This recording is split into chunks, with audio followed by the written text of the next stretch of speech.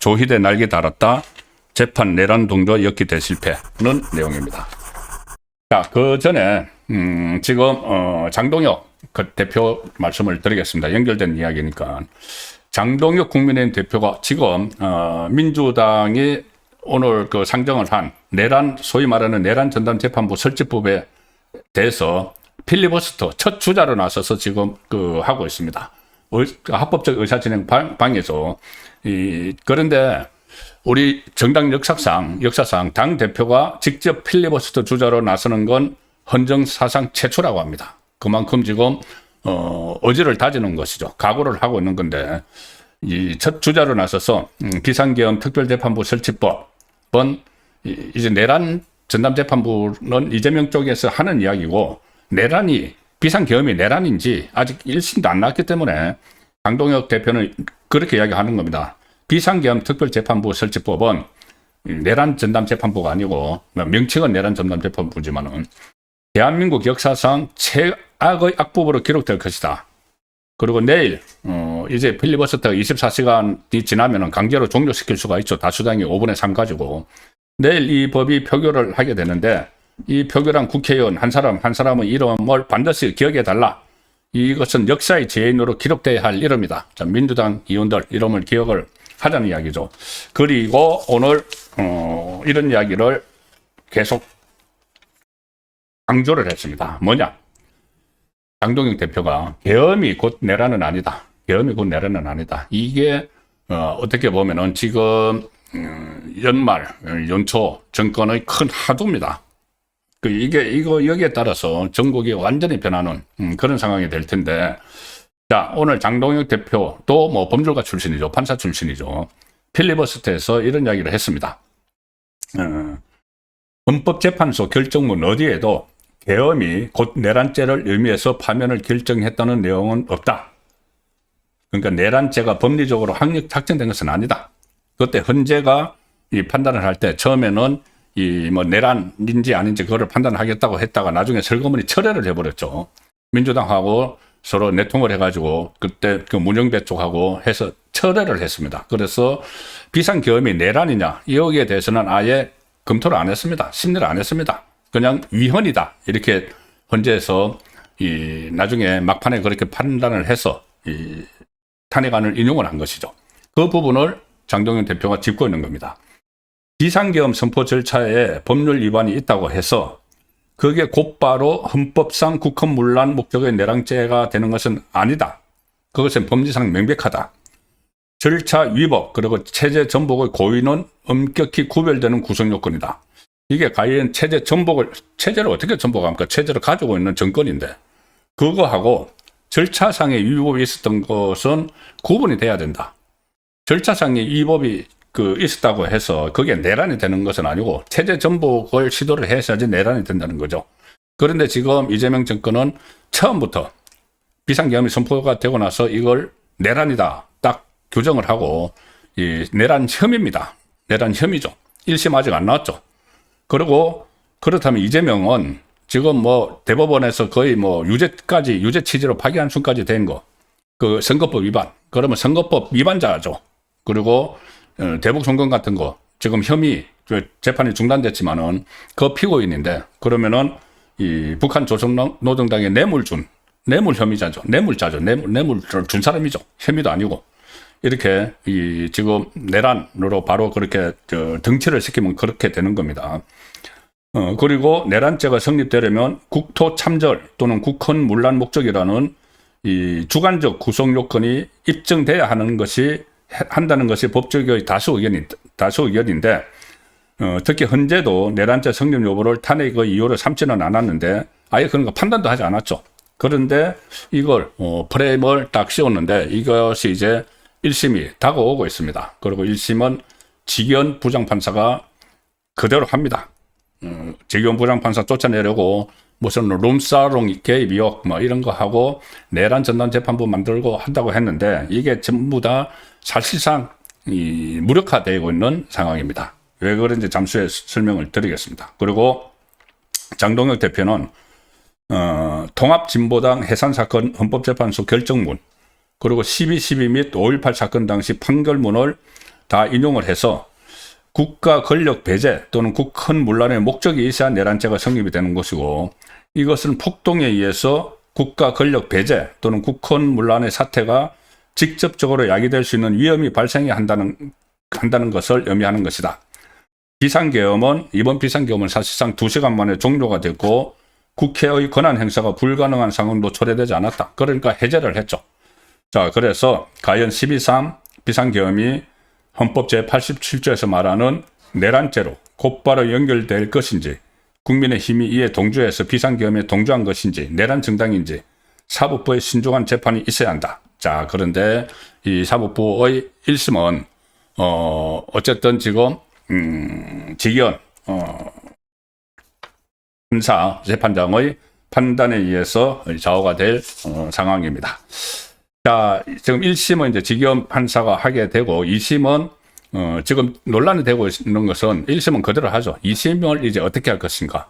지금 처음에 이재명 정권은 지기현 판사에게서 재판권을 박탈을 하기 위해서 1심부터 소위 말하는 내란 전담 재판부를 만들어서 무죄가 나올 가능성을 원천 차단을 하려고 했죠.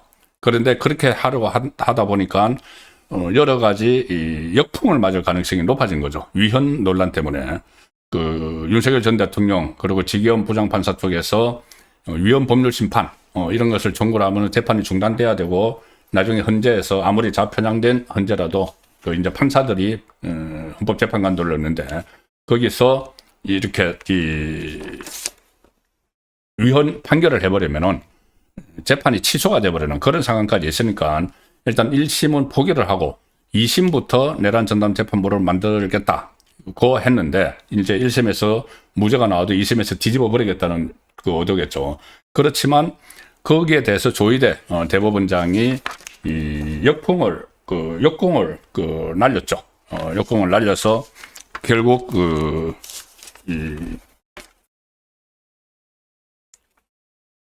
결국은 이 내용을 간철시키지 못했는데, 서울 고법에 있는, 그러니까 조희대 대법원에서는 서울 고법에 있는 16개 형사 재판부 중에서 무작위로 배당된 재판부가 이 소위 말하는 내란 사건, 비상계엄 관련 사건을 전담한다. 이렇게 지금 결정을 했죠.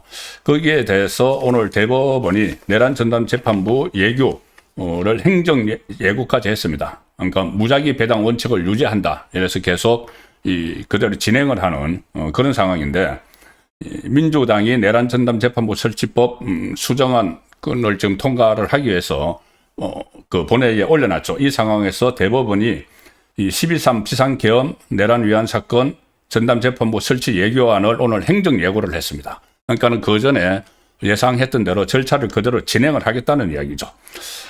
오늘 홈페이지를 통해서 법원 행정처가 국가적 중요 사건에 대한 전담 재판부 설치 및 심리 절차에 관한 예교안을 행정 예고를 했고, 내년 1월 2일까지 개인 또는 단체로부터 의견을 받는다고 했는데, 의견 수렴을 거쳐서 이제 1월 초부터 시행을 하게 됩니다. 그런데 이제 예규가 만들어진다고 해도 민주당이 오늘 본회의에 상정한 내란 전담 재판부, 이게 통과가 되면은 서로 이제 충돌을 하죠. 충돌을 하면은 아무래도 법률이 예규보다는 앞서니까는 이 민주당 안이 그대로 진행이 될 수가 있는데, 그 법률로 통과한. 그런데 이 상황에서 조희대 이 대법원에서 여기에 대해서 위헌 법률 심판 청구를 또 할 수가 있습니다. 그러면은 이것이 또 새로운 국면으로 갈 수도 있는 그런 상황이죠. 어쨌든 지금 민주당은 오늘도 대폭 후퇴를 했습니다. 처음에 이 내란 특별재판부라고 이야기를 했죠. 어쨌든 지기현 판사에게서 1심부터 재판을 뺏어가기 위해서 내란 특별재판부라는 이름을 붙여서 진행을 했는데, 그때는 입법부가, 그러니까 국회가 특별재판부 구성에 어떤 판사들을 할 건지 구성에 개입을 하도록 했었죠. 추천위원회에 입법부가 들어가서.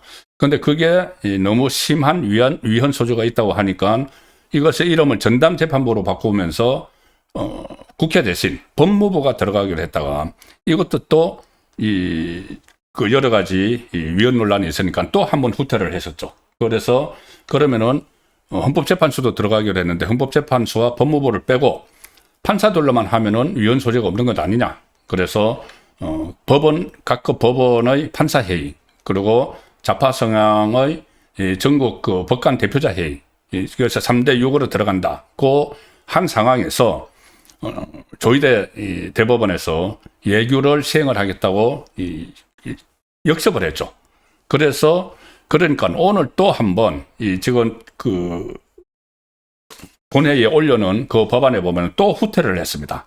어떻게 후퇴를 했느냐면은 오늘 그 서울고등법원 판사회의에 내란 전담재판부 설치를 일임을 한다. 그러니까 추천위원회를 안 만든다는 겁니다. 안 만들고 내란 재판부 설치 법안 그 재수정안을 본회의에 상정을 하면서 내란 재판부 추천위원회를 이제 없앴습니다. 없애고 전속 관할인 서울중앙지법 그리고 서울고등법원 판사회의와 해당 법원 사무분담위원회가 재판부를 사실상 지정하는 형태. 그래서 기존 안에서 추천위에 포함됐던 이 전국 법관대표회의, 그러니까 좌파 성향의 법관대표회의는 사실상 이제 배제를 하는 그런 안을 가지고, 그러니까 후퇴한 안을 가지고 오늘 올려놨죠. 오늘 그 본회의에 올려서 지금 필리버스터가 진행되고 있는 이 안의 핵심은 조희대 대법원장을 임명권에서 배제하는 겁니다. 자, 임명권에서 배제하고 그러니까 내란 재판부 그 판사들을 거기서 조희대를 배제를 하고 서울중앙지법 그리고 서울고등법원 1심은 중앙지법 2심은 서울고등법원 판사회의에서 전담토로 가는 이런 안을 지금 국회 본회의에 올려놔서 필리버스터를 하고 이게 내일 되면은 처리를 하게 되죠.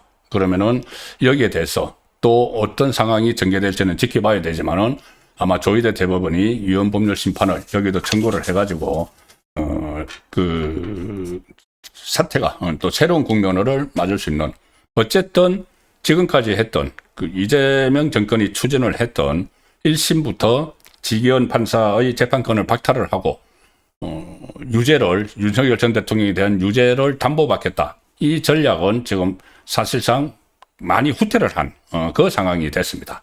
그리고 조희대 대법원장이 앞으로 위헌 법률 심판 같은 이런 적극적으로 재판부 사법부를 지키기 위한 그런 그 행동에 나설 수 있는 그런 또 상황이 좀 조성이 됐다는 내용도 오늘 하나 있어서 소개를 드리겠습니다. 자, 오늘 조선일보 기사를 보여드리겠습니다. 조희대 12.3 계엄 위헌 소지,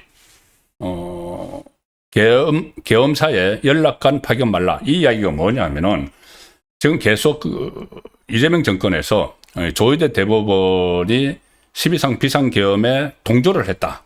이런 그 주장을 하면서 힘을 빼려고 막 했었죠. 조희대 대법원도 같이 내란몰이를 막 했는데, 이게 조은석 특검에서 수사를 해보니까 그게 아니고 조희대 대법원장이 오히려 12.3 계엄은 위헌 소지가 있다.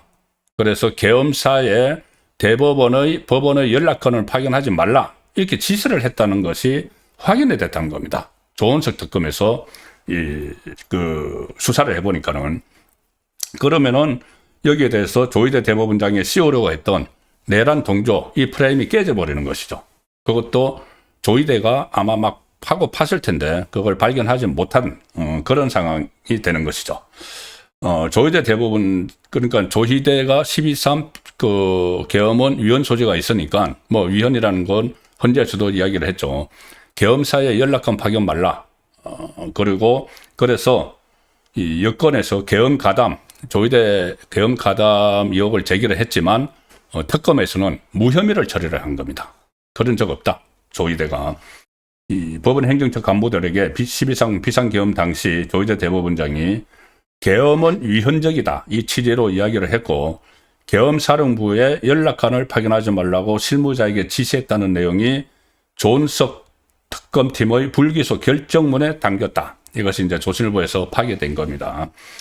그동안 민주당을 비롯해서 이재명 정권 쪽에서는 조희대 대법원장이 계엄 직후에 대법원 긴급회의를 열어서 사법권을 계엄사령부로 이양하려 했다. 이런 식으로 계엄 가담 의혹을 제기를 했지만 이제 사실이 아니었던 것으로 지금 판명이 된 겁니다.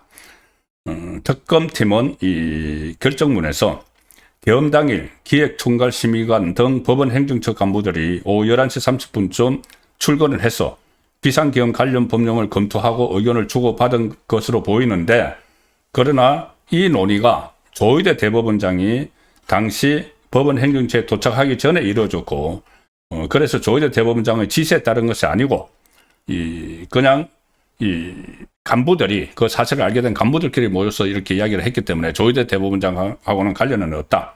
그리고 조희대 대법원장은 12월 4일 오전 0시 40분쯤에 법원 행정실에 도착해서 계엄의 위헌성을 언급을 했다. 그리고 계엄 상황실로 연락관 파견 요청을 받은 법원 행정처 실무자에게 연락관을 파견할 필요가 없다. 이렇게 지시를 했다는 겁니다. 그래서 실제로 계엄사령부에 법원에 연락관이 파견이 된 것은 없다. 그래서 증거 불충분으로 조은석 특검팀도 무혐의 처분을 했다. 그래서 왜 계엄에 동조했다. 이 프레임에서는 조희대 대법원장이 벗어난 상황이죠. 벗어났기 때문에 지금 조희대 대법원장을 끌어내리려고 하는 그런 시도가 또 계속 무산이 되는 그 한 단면이 오늘 나와서 소개를 드렸습니다.